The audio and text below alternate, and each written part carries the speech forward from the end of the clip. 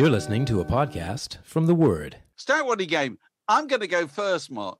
I'm going to Proceed. go first. So you may know that in the world of club DJs, it's because it's an international business. They often find it's helpful to abandon their kind of their given name and to adopt something that's a little bit more catchy and simple and lodges in the head of somebody who possibly doesn't speak the same language as they do. This is a trait that they share with household cleaning products. Okay. So that's fantastic.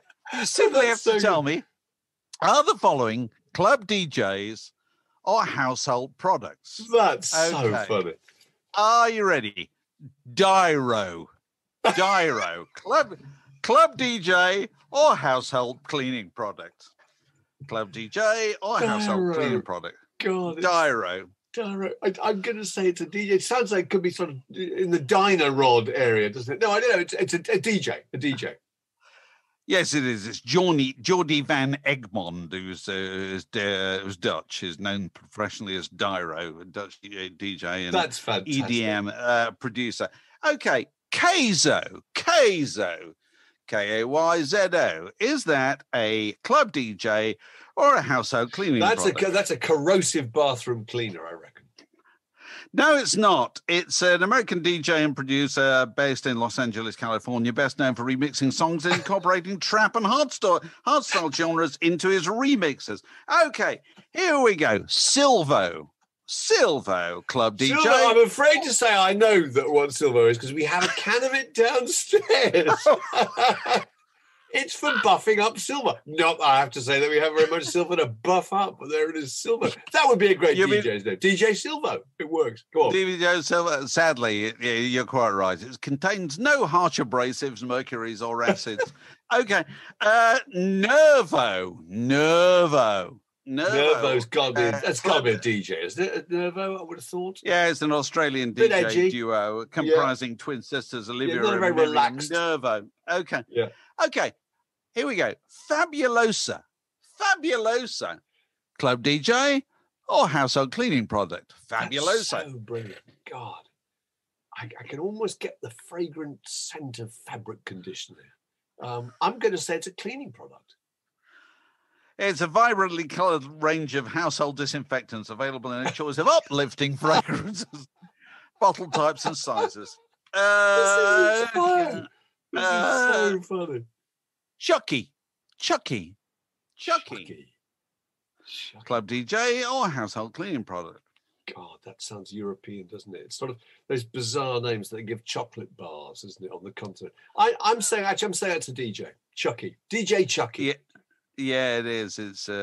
He has also helped develop a style of music known as Dirty Dutch, a genre characterized by high-pitched lead synths over Latin-inspired rhythms and samples.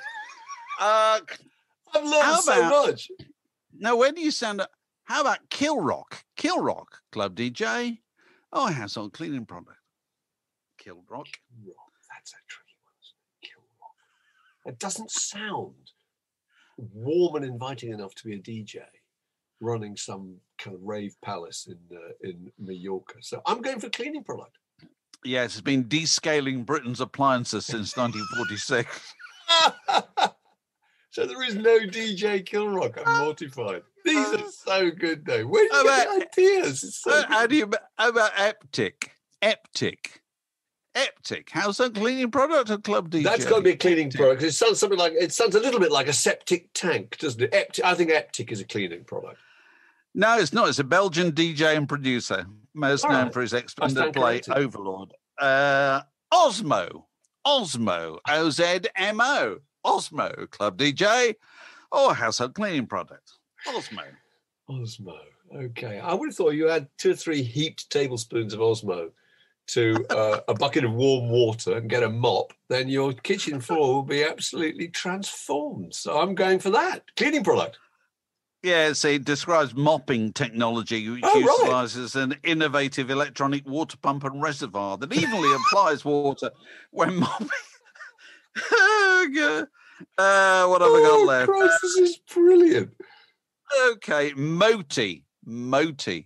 Moti, I'm DJ. saying, is a DJ. I see Moti. He's a little guy with huge glasses like the bottom of old milk bottles, and quite nerdy. And it's deep end techno. Moti.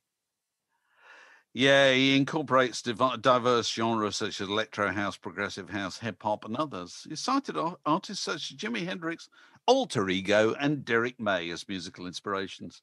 I'm going to leave you with one: Blue, BLOO, Blue. Blue sounds like one of those kind of deeply suspicious ocean poisoning chemicals that you pour into a toilet.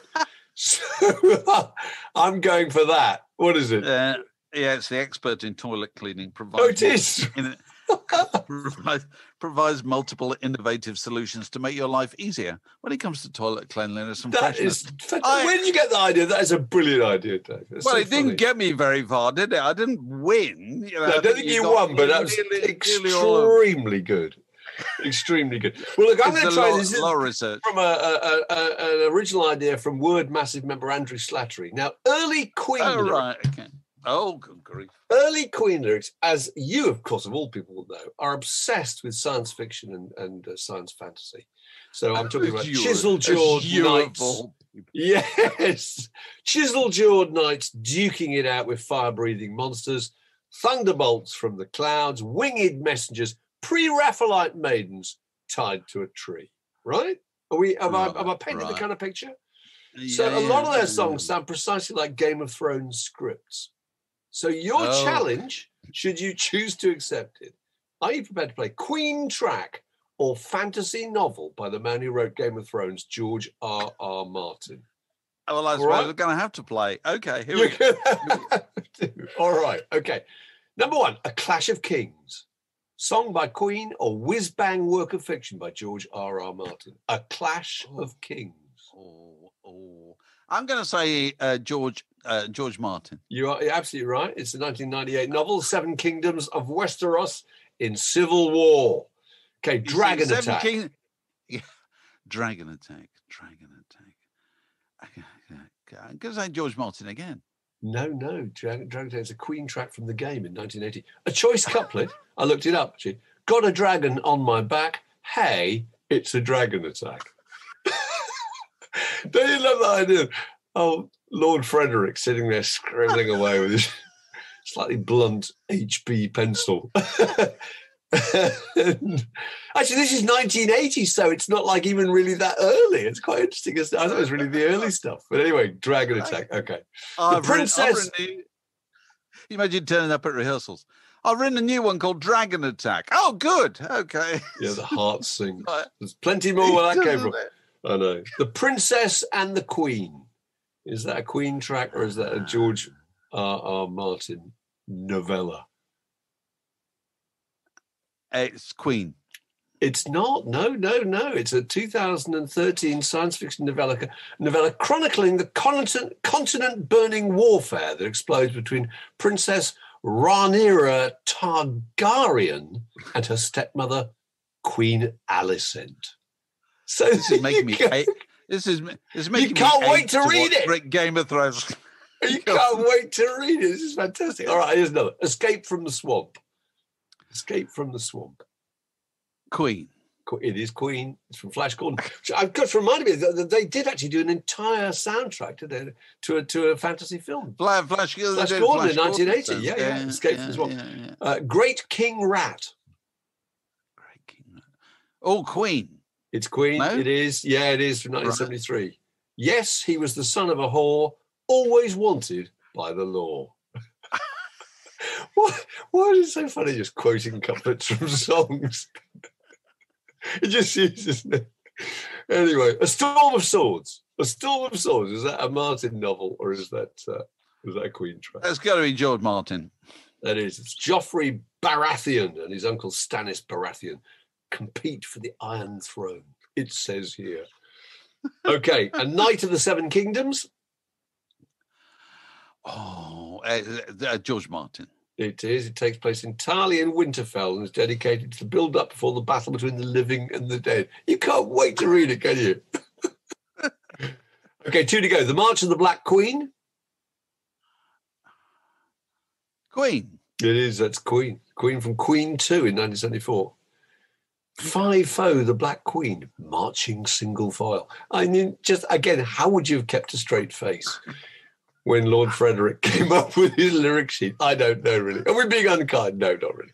The Sons of the Dragon. Last one is the Sons of the Dragon. Novella or Queen track? Queen track.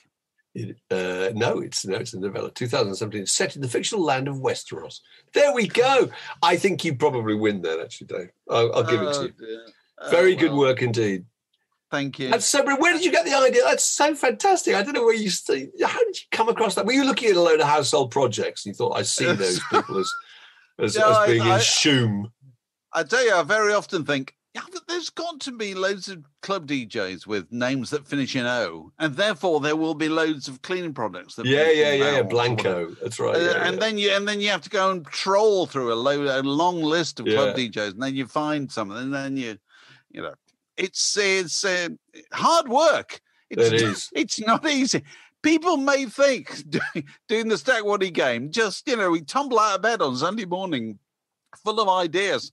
Dot them down on a bit of paper. Not true. We work on them during the week, don't we? I have a file of ones that are nearing completion. But you kind of think, really? I'm almost made it, but it doesn't quite hang together. I can feel. No, it's got to work in terms of the way you explained it at the beginning. You have to say, these are always like this, and so are these. So which are which? And if you can't get that kind of explanation, it doesn't quite work. But look, I tell you what's been occupying me this morning. Digging up old records. What? Yeah. You've got the first Animals LP. Is that a mono copy? That is... it's a Starline reissue. It's Starline. So Starline EMI. So I think it's probably a reissue. Yeah. Regal, so that's the first one. Regal label. Has it got... Read the tracks. Because we're talking about this because Hilton Valentine, who was the guitarist in the Animals, died. His death was announced yesterday. At the age of 77. This is nearly all Chuck Berry and John Lee Hooker songs. Story of Bo Diddley by Eric Burden, obviously. Bury My Body. Dimples it's a Hooker song. Dimples, of course. I've Been Around. I'm in Love Again. The Girl Can't Help It. I'm Mad Again. She Said Yeah. Has it got Club a Go-Go on it? No, it hasn't. No. Around and Around by Chuck Berry, 1964. Great sleeve. It's a fantastic sleeve. You see, hold that up. That's a kind of classic thing. When in my book, Overpaid, Oversexed, and Over There, which is about British groups in America, I write a chapter about the Animals actually, who were rather slightly unfortunate. They arrived in America. I mean, were very big hits in America, but they arrived when the kind of shine had gone off. Beatlemania. Bands arriving from Britain into New York, the police no longer wanted to have a load of screaming girls at the airport and so forth, so they couldn't do that. And so the Animals were never quite treated with the dignity they deserved. Made worse by the fact, hold up that cover again, Mark. Hold up that cover. Made worse by the fact that they were called the Animals. Yeah. Therefore, Johnny Press, photographer, sent to take a picture of them, always said the same thing to them. Just come and stand behind those bars over there, will you, chaps, for a moment. Or get down, or even worse, get down on your hands and knees and growl. And and the worst thing is, they did. Noises. And they did. And they never quite recovered. Even to the extent that even quite a few years later, I think possibly, was it late 66 or whatever, they were still appearing in animal costumes on a TV spectacular starring Liza Minnelli, which is stuff the Rolling Stones would not have done it. The Beatles would never have been asked to do it by that point. But the Animals always had that problem. That didn't tally with the kind of gritty, northern R&B that they were playing, which was a completely different old blues and R&B. It's just that. Well, I think they're an amazing group actually. In the first group I ever saw live properly, I saw them at That's right. You saw them supporting Chuck Berry, didn't you? Bradford Gaumont or Alhambra, I can't remember which one. Gaumont probably. Yeah, supporting Chuck Berry, and they just did what people did on a package tour in those days, which was like 4 or 5 numbers, and the last one they had to tell us was going to be quite long, which meant it was about 4 minutes. And it was So House of the Rising Sun. Yeah. It was House of the Rising Sun, which they just started to, incorporate into their act at that point. And, it's really interesting because all their first records, Baby Let Me Take You Home, that's a song that Bob Dylan did on his first record, isn't it? I think it is. House of the Rising Sun, Bob Dylan had done on his first record, I think. Is that right? They did Don't Let Me Be Misunderstood. I think I'm Crying, they possibly wrote themselves, I'm not sure. But most of them were American songs. And then later on, We Got to Get Out of This Place and It's My Life, which are kind of brill-building songs. And the fascinating thing about the Animals, to me, was they did those things so much better than the Americans did them. And they were all American songs. Which is the irony, because they were big hits in America, weren't they? So they were huge. They imported their own songs played by a bunch of Geordies. And because there was just something about them that really worked. I mean, they were good. And they were produced by Mickey Most in those early days. And nobody knew better than Mickey Most what made a hit single, which is How Come House of the Rising Sun, which on the face of it would have been a very unlikely hit single. It was number one all over, and recorded in one take, wasn't it? Didn't they come down to London and just do that? They broke off the tour that I saw them. They came down. They arrived. They broke off the tour to go to and record it in a studio in Kingsway near Holborn, and the story goes that they arrived at Euston, and they commandeered a trolley or something from Porter to take all their equipment, wheeled it down the road to Kingsway, into the studio, made the record, first take or second take or whatever, back up to Euston, back on the train, back on the tour. Resume one-nighters. Yeah. But, I mean, it's an astonishing record. Oh, still, my God. If you were my age, I mean, when you were trying to play the guitar in the mid-60s, the first thing anybody learned was trying to play that arpeggio opening with the Hilton Valentine part to the House of the Rising Sun. It's up there with, Bert Jansch's Angie and, later on Stairway to Heaven and, those kind of, and Johnny Be Good, those things that any guitarist had to play. So I hear that. It's the most memorable. It's absolutely tattooed on my memory. That wonderful opening. It's incredible. And the Alan Price, organ solo, because what that record kind of foreshadows, although clearly nobody thought at the time, was kind of prog. Yeah, you know what I mean, it was the idea that kind of instrumental, prowess could be a part of pop music. Yeah, which it had never been before at all. And I do think it's a genuinely astonishing record. Still, it's a perfect record. And Eric Burdon's, he's a fantastic singer, and they never, to me, they never really sound as if they're trying to be kind of blackface about it. Not at all. It sounds Geordie to me in an odd way. No, I think they're a fantastic group, and he was a part, a key part of them. He was the kind of the local guitar hero in Newcastle, that they got on board when what was the Alan Price combo, as it began with Chas Chandler and Eric Burdon. He was the guy that got in, and then they got John Steele and the drums, and they were really big for 2 or 3 years, but terribly, appallingly managed, and they don't think they ever made any money. Well, they were not lucky anyway. But he's still playing. I mean, I look, and he's still touring with Eric Burdon, I think, in 2017. I mean, they got back together and did some odd, a few dates. Did I ever tell you about seeing John Otway do House of the Rising Sun? No, he does this absolutely hilarious call and response version, depending on the crowd interaction. So it goes, there is what? A house where in New Orleans? What's it called? It's called the Rising Sun. And what's it been? It's been the ruin of many a poor boy. How do you know? Because I know. I'm one. The second verse goes and says, what's the only thing a gambler needs? The only thing a gambler needs is a suitcase and a trunk. That's two things.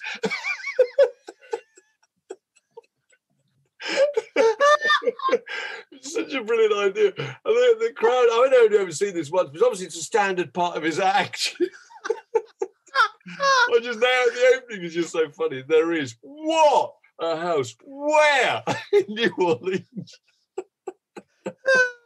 Oh dear, oh dear. The Word Podcast.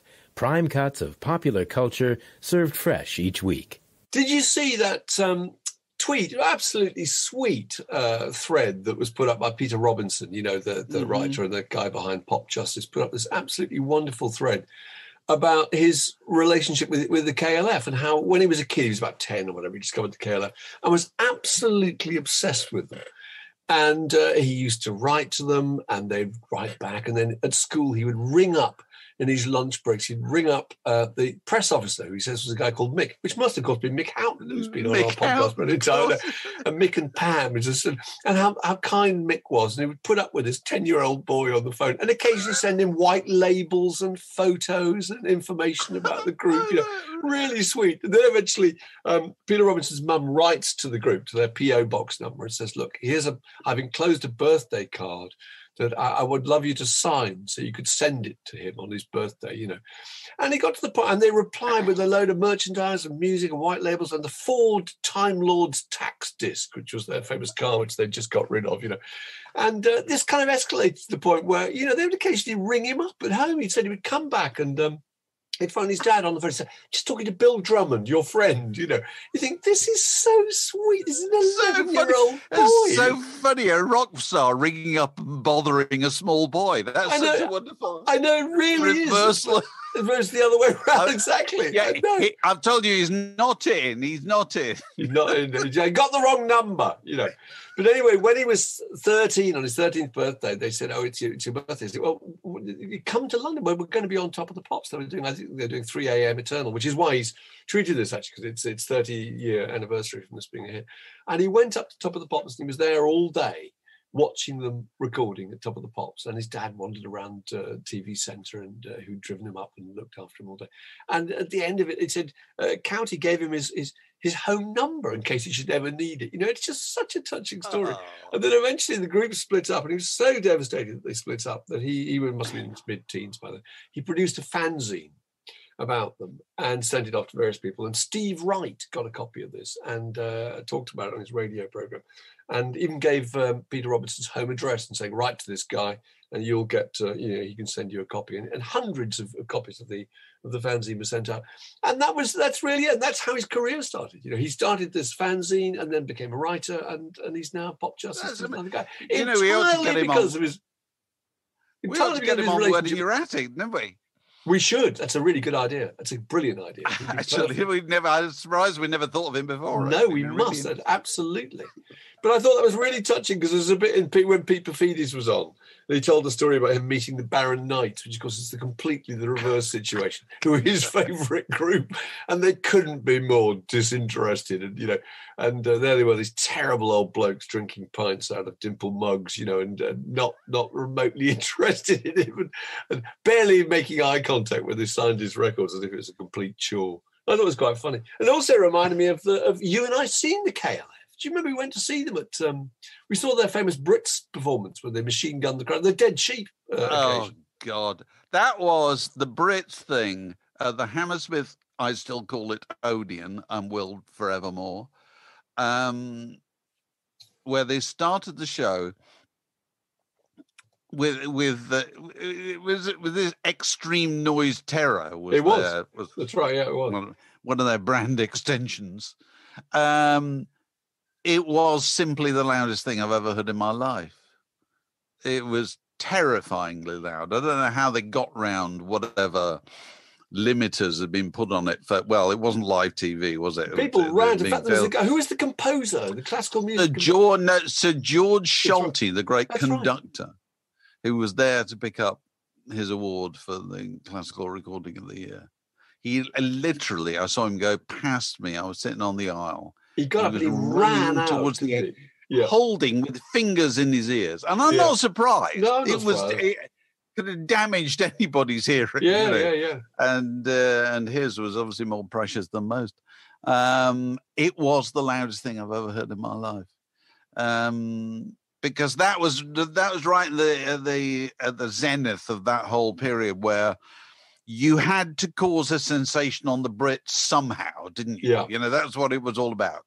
You had to either pour water over a cabinet minister or, you know, deposit a dead sheep in the vestibule of the Dorchester or whatever it is that the KLF did on that. Yeah, you had to loudly announce your distaste and disapproval of the whole thing while actually agreeing to appear and get all the publicity. So it's a win, cake and eat it too situation. Yeah, absolutely, cake and eat it. The other thing I remember about the KLF was the Jura episode. I can remember talking to the great Robert Sandel and Adrian Devoy, who were writing for Q at the time, about going to the cash, the £1 million cash burning thing, and how they all. Do you remember that when they supposedly burnt £1 million?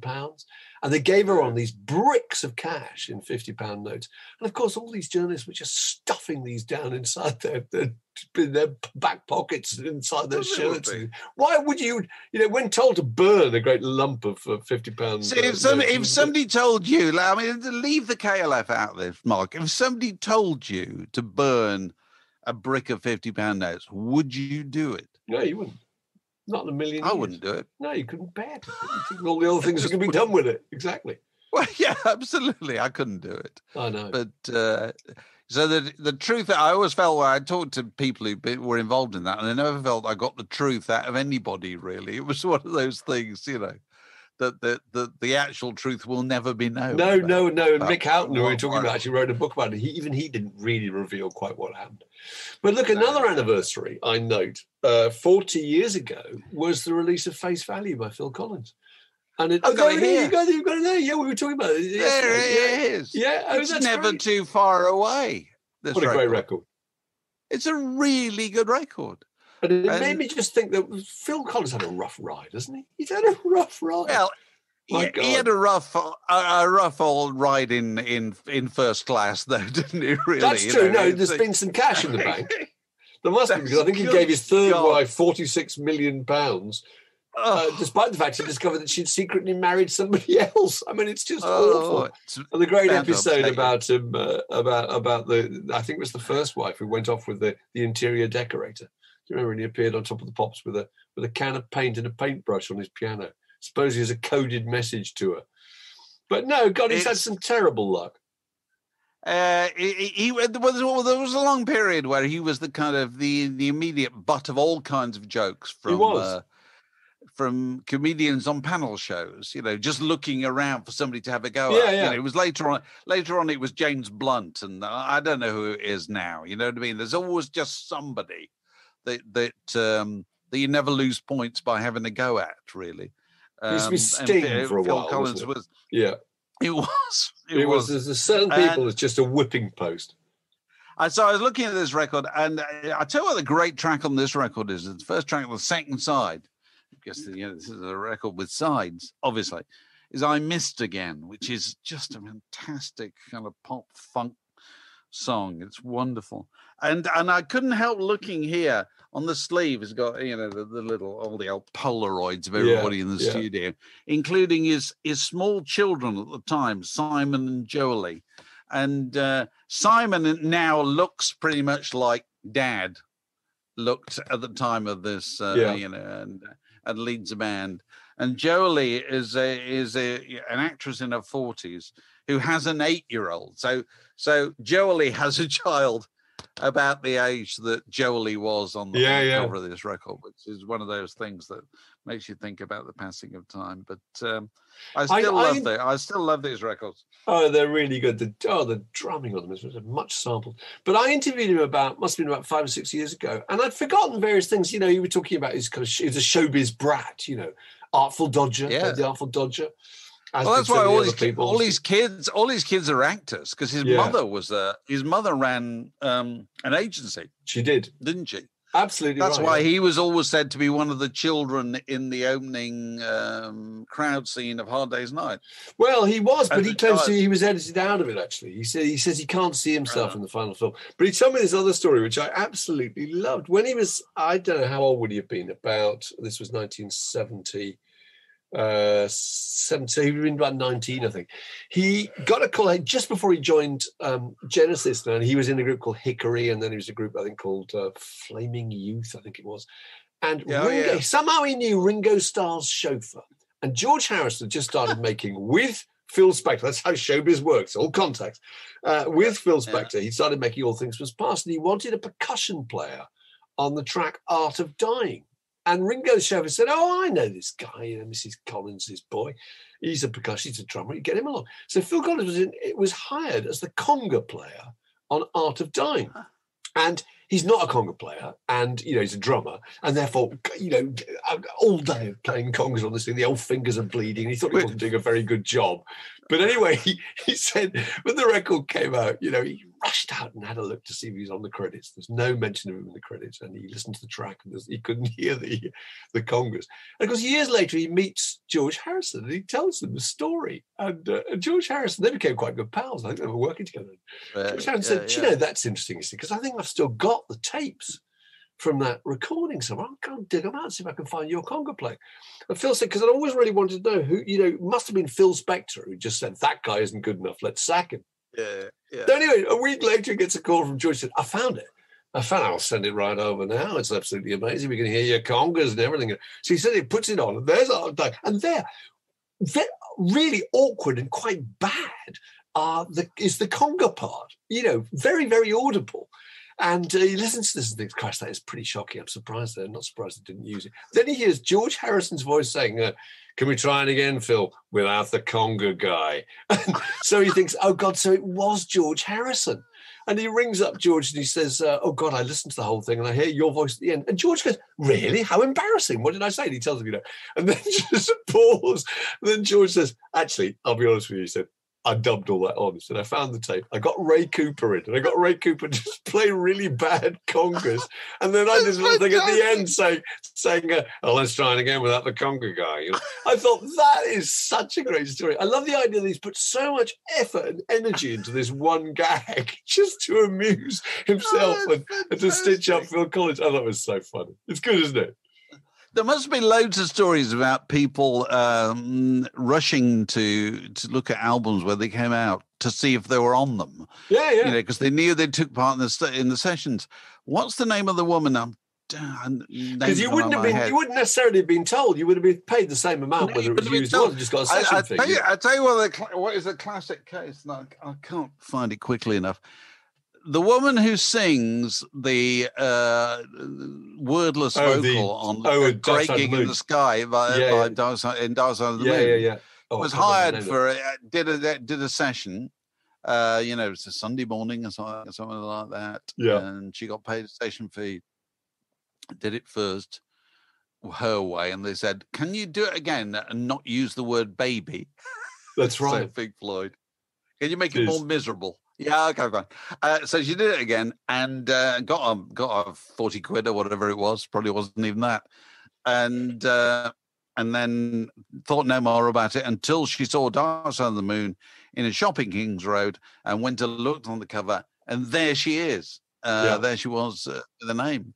And obviously changed her life. All over that track. I mean, that completely changed her life. It's phenomenal. Well, no, later on, there was some kind of legal arrangement, so she is co-credited now as a composer of that thing, and has probably made a tidy sum of money out of it. But there must be loads of cases of musicians just called in to play a triangle on something and thinking, I wonder if it survived.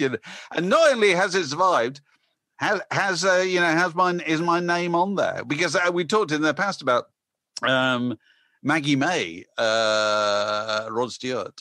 That starts with the mandolin intro, doesn't it?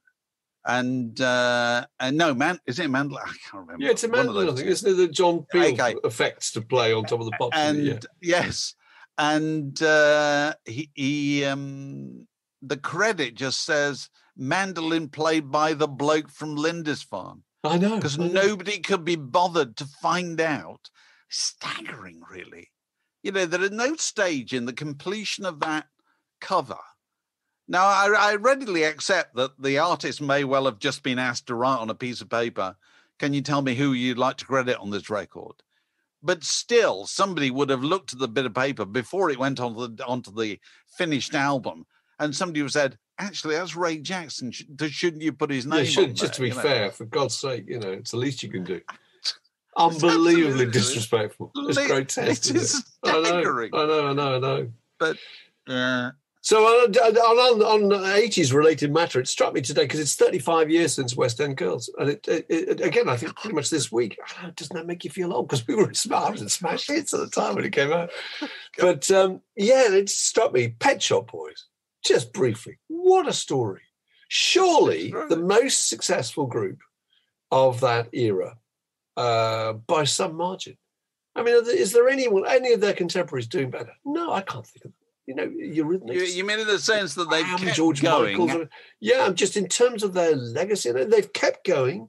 Their record sales, their streaming, the Pet Shop Boys' last world tour lasted 3 years. Before, I think it's probably stopped by the virus. But, it started in 2017 and lasted for 3 years, a world tour. They're huge in absolutely every market.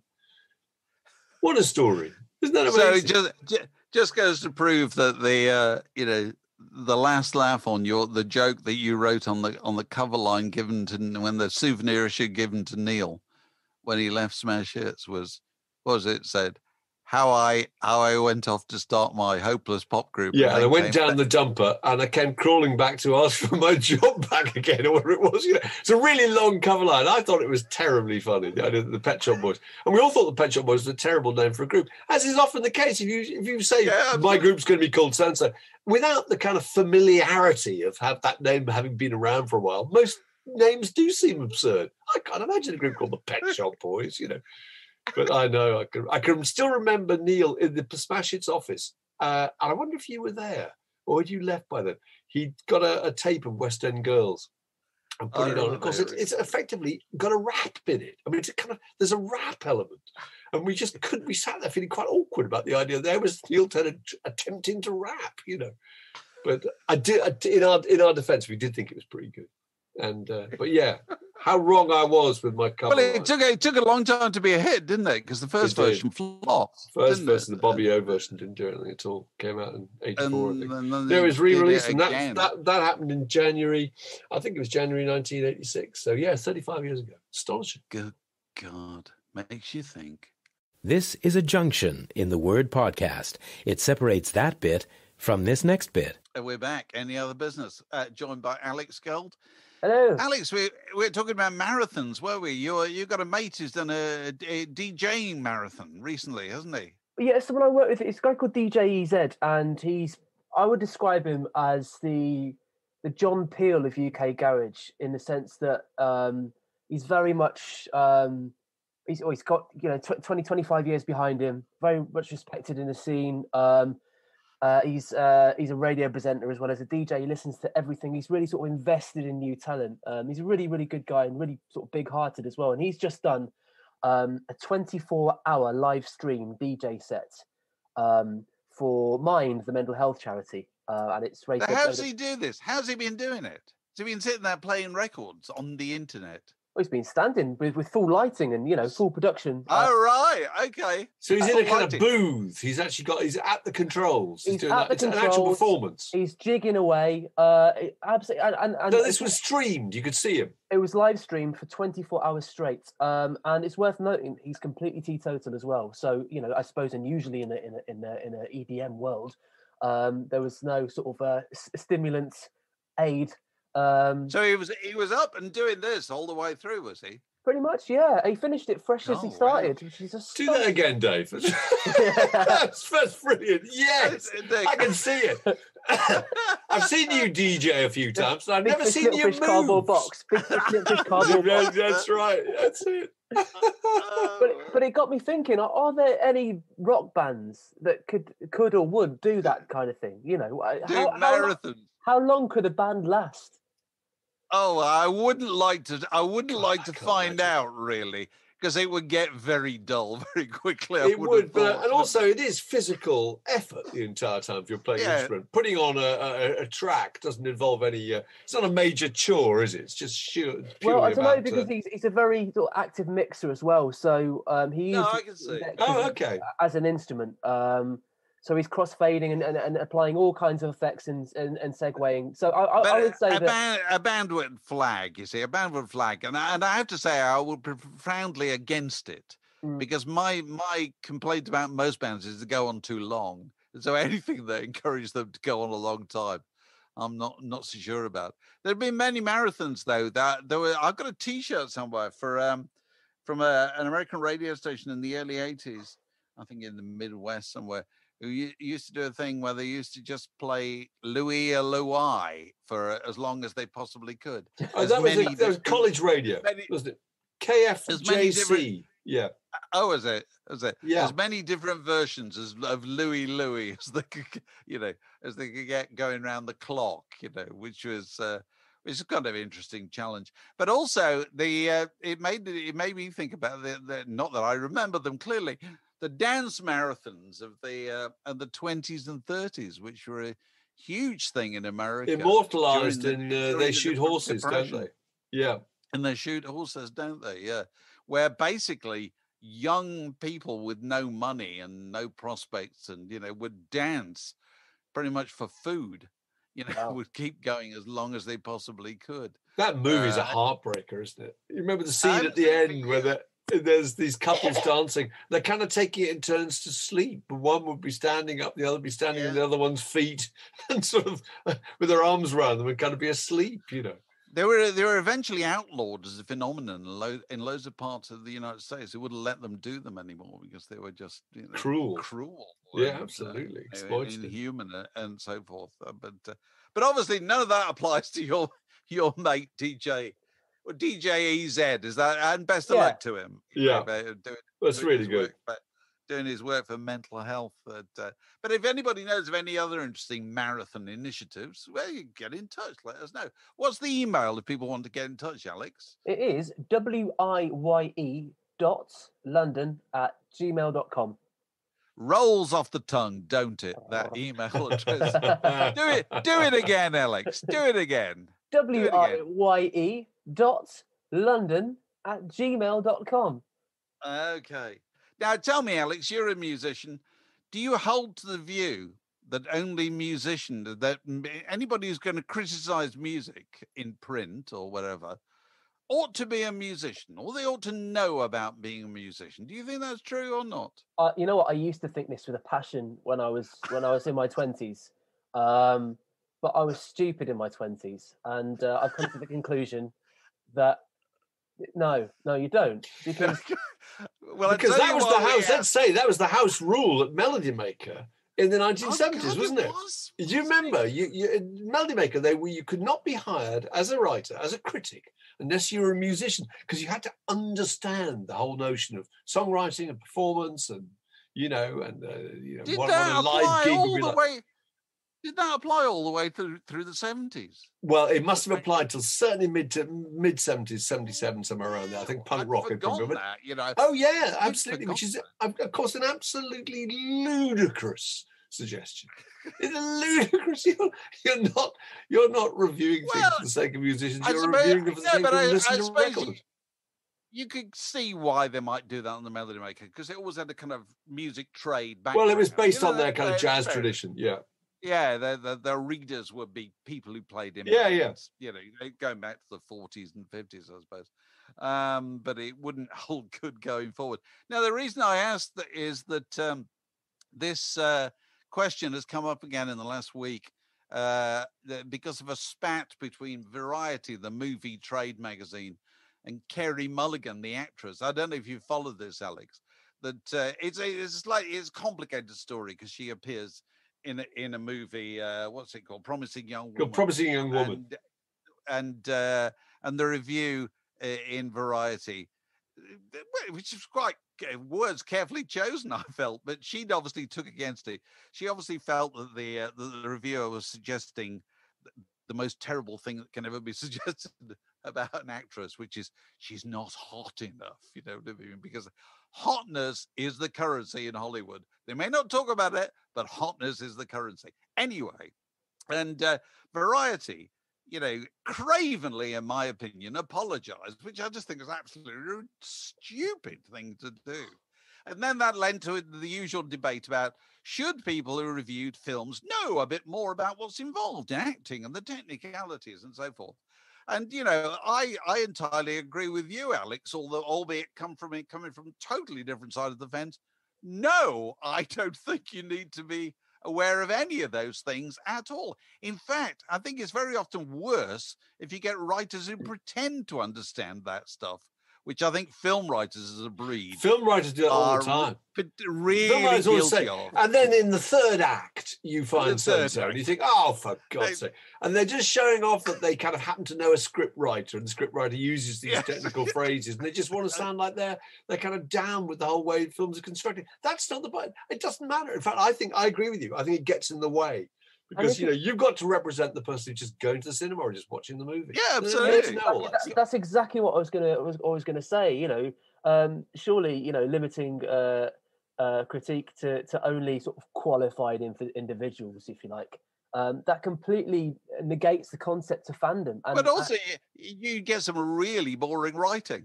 Yeah, you know, because critics have got to be good at two things, and it's really hard to do it well. Not that I've ever done it well. You know, you might do it well quite occasionally. You've got to be good at two things. One is listening or watching or reading, whichever is the appropriate way that you interact, and the other is writing.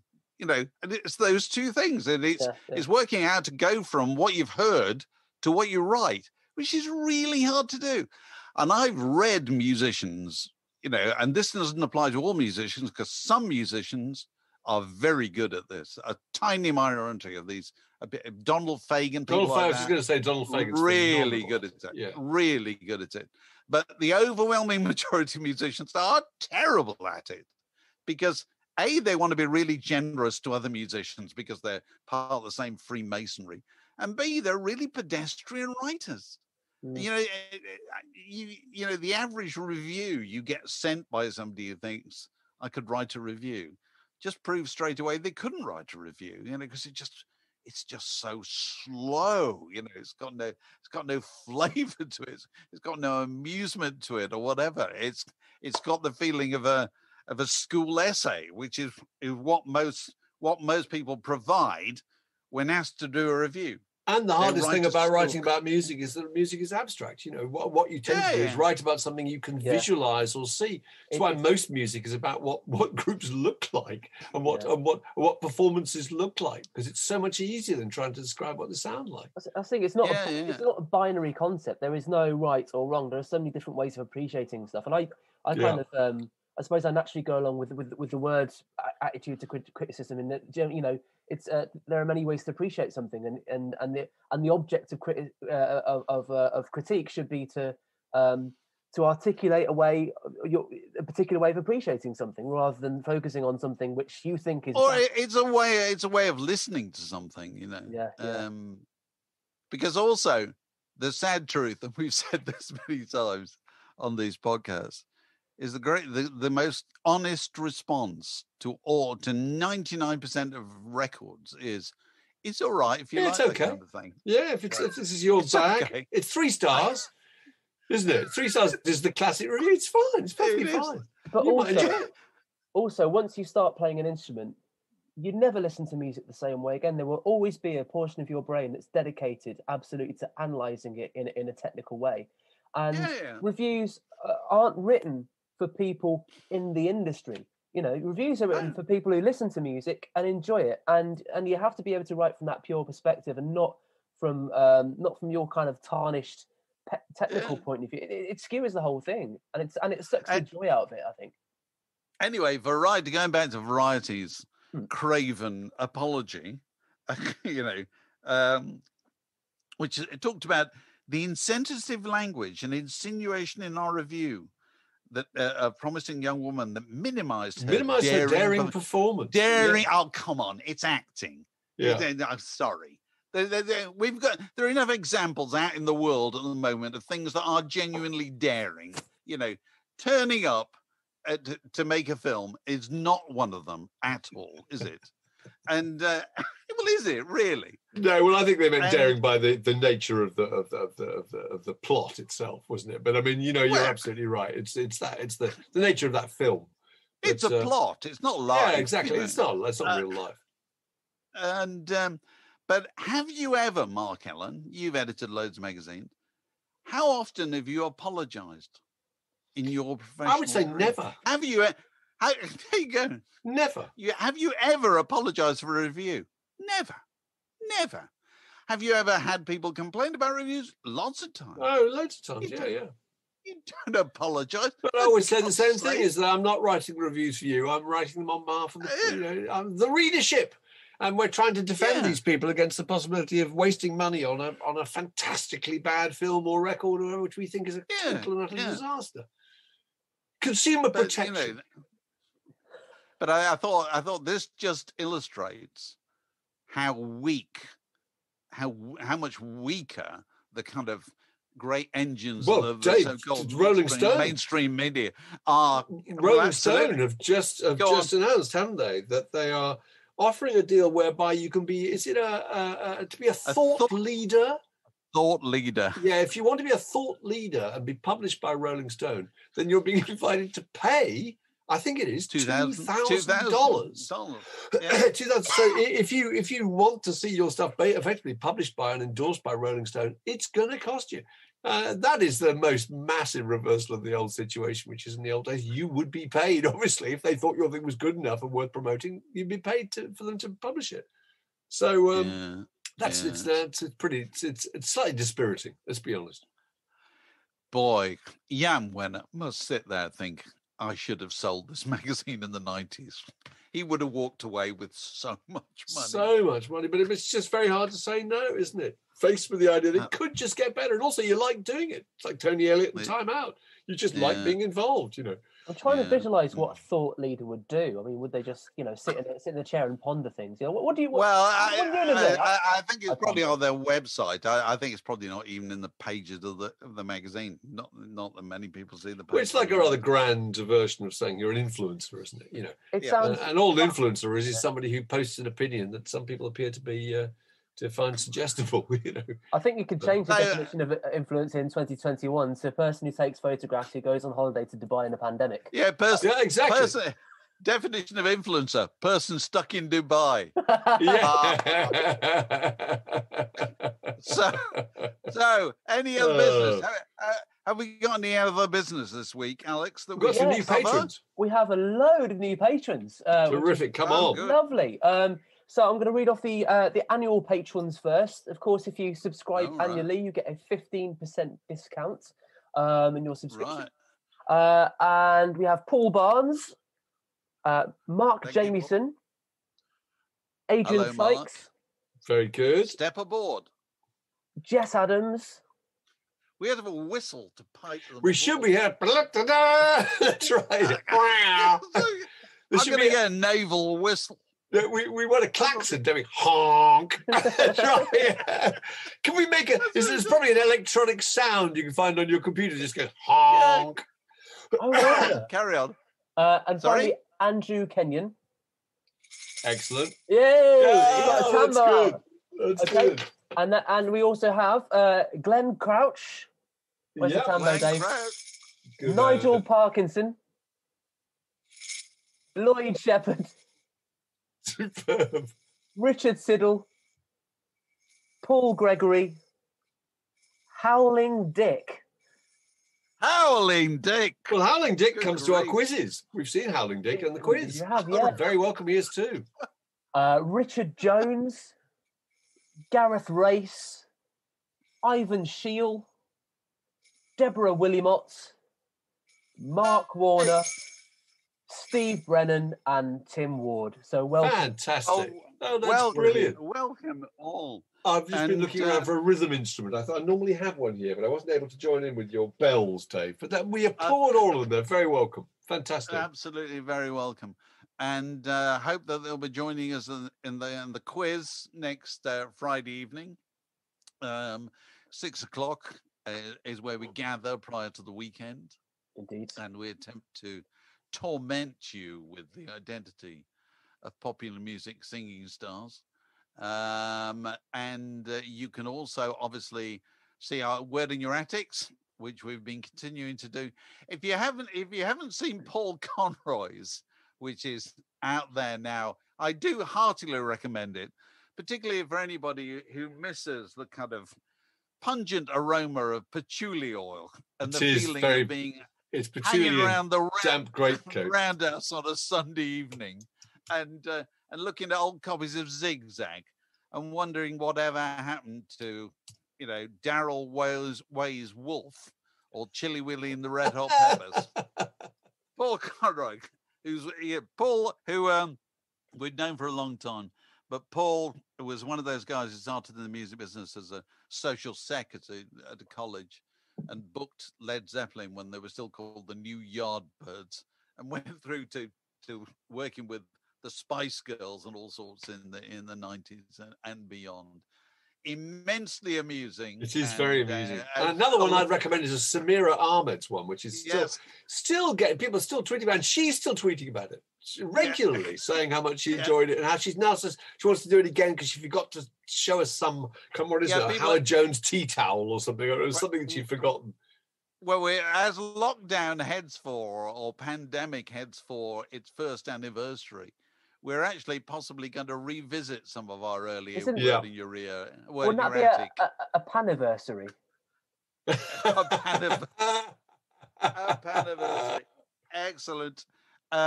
Maybe we should revisit some people so they'll be able to bring us up to date with stuff that they forgot to show us before. What else we got in the next week? We're talking to Jonathan Coe next week. Jonathan Coe. We got famous novelist. Yeah, we got Charlie Higson coming up. We got all sorts of people. We got Charlie Higson. We had Simon Day in the last week. Was that last week? I think it was. They're all there, but there's only one way to make sure you get all of this stuff, and you get it first, and you get it in full and living color and so forth. And that's to be a supporter on Patreon. And the place to find out all about that is patreon.com/Word in Your Ear. And there's all kinds of different ways that you could be involved. And if you go for the full fat package, you get the dubious pleasure of Mark Ellen and I dropping in on you digitally on the occasion of your birthday. Which is very good fun. It's a kind of, it's your own personal Word in Your Attic. You can dig out all your old things all your old mementos and rock records. Yeah, we had a very good one this week, didn't we? Fantastic. With Kevin Rose. Kevin Rose, who happened to have the only copy of pretty much unopened copy of the Beatles' Let It Be. Terrific. The only copy that I've seen in a long, long time. His 10-year-old son made a little cameo appearance at one point. It's very touching. Yes. It was sweet. The story of how Kevin came to have that record is interesting in itself. So those are all there in the Patreon section, patreon.com/Word in Your Ear. Anything else to add, gentlemen? I think that's it. Sign off. It's been a pleasure. It's been a pleasure. See you next week. This podcast was brought to you by The Word.